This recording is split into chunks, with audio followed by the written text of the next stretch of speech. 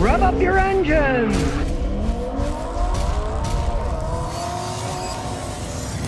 Today I'm going to show you a very common repair on vehicles as they age. Now this is the rubber air duct that goes between your air filter and the throttle on your engine. This is the original 18-year-old one. This is a replacement one. Now as you can see, this is made out of rubber. It's flexible, right? Guess what happens to rubber as it ages? It hardens, gets dries, and it cracks. Now you might think, why did they make this out of rubber? They could have made it out of metal or something that doesn't crack. Well, it has to flex, because when you start the engine, it moves a little bit. It's got to be flexible. And as you can see with this isn't flexible anymore. It's hard as a rock.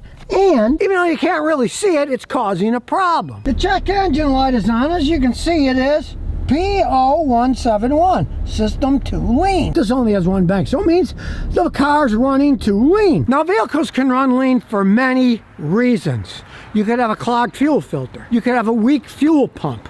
You could have bad fuel injectors. You could have a vacuum leak on the intake system. The problem is you either have not enough fuel or too much air. Now, as you can see in this setup, the mass airflow sensor, this measures how much air goes in the engine to tell the computer how much fuel it's bringing. It is right here on top of the air filter. So, if you get, say, an air leak before the air filter, it won't affect this. If you get any leak after the mass airflow sensor, like here or in the engine, anywhere on the intake, it will run too lean. Now the clue that gives me the best idea of what's wrong here is it has a problem stumbling, especially when you take off.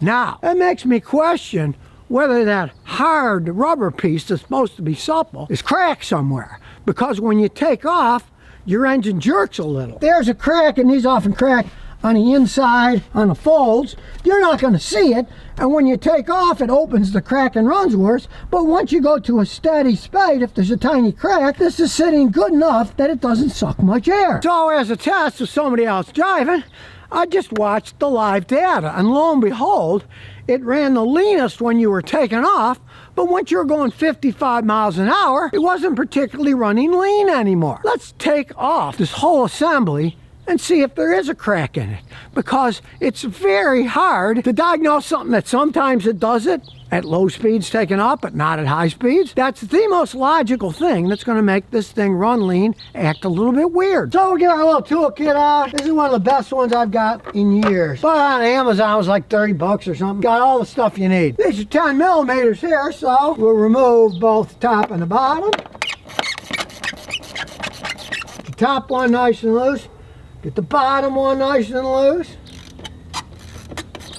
Also a little screw here that holds some of this anti-pollution stuff on. We gotta unscrew that. Then we'll move that out of the way. Now, this has been on there so long it's hard to get off. That will snap the air filter.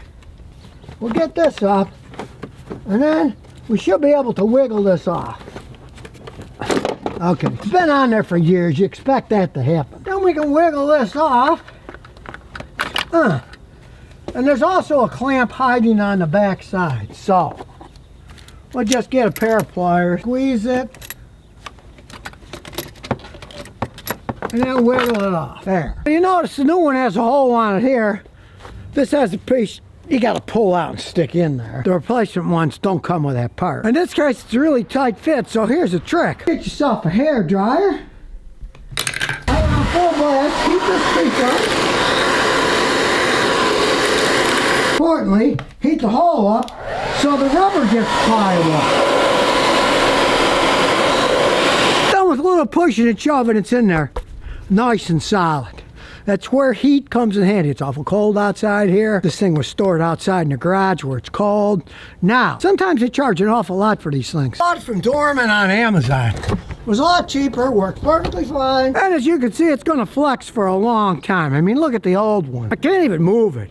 And on the inside, it's got little cracks, so when it flexed, the crack would leak. It's so hard, though, that only under hard acceleration would it open up enough to suck air in. It would be very hard to diagnose, except looking at the data like I did. It was running lean, only at idle fast takeoffs, then at full speed, it was running normal, because this thing is so hard. Now, a lot of times, they don't get this hard, they just break. And then you can easily see cracks in them. This one, it only did it under full acceleration. But, hey, this thing's hard rubber, supposed to flex. Now, the new one flexes, it should fix our problem. Now, don't forget to clamp the hose on here. It goes on nice and solid. Then you can slide this part on. That makes it a lot easier to get this part on. You can wiggle it on, a little bit tight, so we'll loosen that a little. That goes the whole way on. And we slide the air filter on. Line it up right. Snap it in place. Now, of course, you want to get these clamps on nice and tight so you don't get any air seepage. Get them nice and tight. Now, I like these screw clamps better than the original clamps because they give an even clamping. The original clamps are these weird ones with wire. The wire tends to eat up the rubber and the rubber's cracked a little here. Those are more evenly spaced. So when you tighten them up, it evenly tightens it. Make sure it's on straight. You want it completely across, not crooked. And get them nice and snug. That one's a little bit worn. There. Nice and tight. Now in the case of this Dorman product, the mounting part for evap solenoid wasn't on it. So, it's no big deal, but it just shows you a lot of times aftermarket stuff isn't perfect. First, we're going to erase the trouble code. Plug in the scan tool here. Erase DTCs. It's erasing them. It's cold, so it's going a little bit slow. Okay, that's successful, so we'll start her up. Now we'll take her for a spin. Old car, no backup camera. That's an Android pumpkin I put in, but I never hooked up the backup lights because I'm too lazy. And I have tried in other cars, but unless you wire the backup camera, I've tried wireless ones and they're garbage. They don't last long, they work, and then they break a few months later or they don't work at all. And I don't want to run all the wires through the car, it's too much bother. Now if somebody has a wireless backup camera that actually works, hey, Scotty Kilmer at gmail.com, contact me, I'll try one out, but I haven't found any that works. Now, lights off, because I turned it off, so we'll drive it around for 15-20 minutes. I can already tell it's not having any problems when I accelerate. When I accelerated here, it would have bogged down a little. It's not bogging down anymore. Hey, this thing may be 18 years old, but it still runs like a clock. So we're taking for a little spin down the back of the road. Let everything warm up and run good. See if the light comes back. It's already running okay, so I'm assuming it's fixed, but you never know. As my old man once told me, just because you found one leak, don't think you found them all. There could be other vacuum leaks.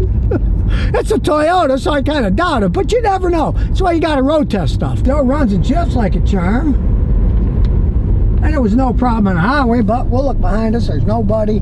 Let's see what this Matrix drag racer can do. Hey, it burnt rubber. And you know why it burnt rubber? Because this is a 2007 Matrix made in Cambridge, Ontario. It does not have traction control. This baby doesn't have traction control. It didn't come with it. Funny enough, though, it came with daylight running lights. That's supposed to be for safety, right? But I disconnected them because I couldn't stand the lights running all the time. I just went in, cut a wire.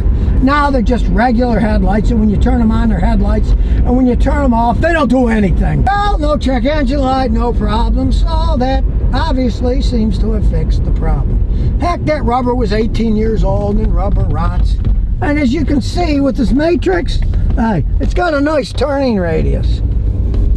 That's what I love about driving this thing. You can park in really small parking spaces, go around people easily, and everybody says they're underpowered, but hey, it'll cruise all day at 85 if you want. So there you have it. Check engine lights off, code's gone. Now you learned how simple it is to diagnose a car that's running lean because in this case it had a vacuum leak on the rubber intake hose. Now, if you are running lean, the leak has to be after the mass air flow sensor. The air comes through here and then goes through here. If you had a leak over here, it wouldn't affect it because this is what meters the air.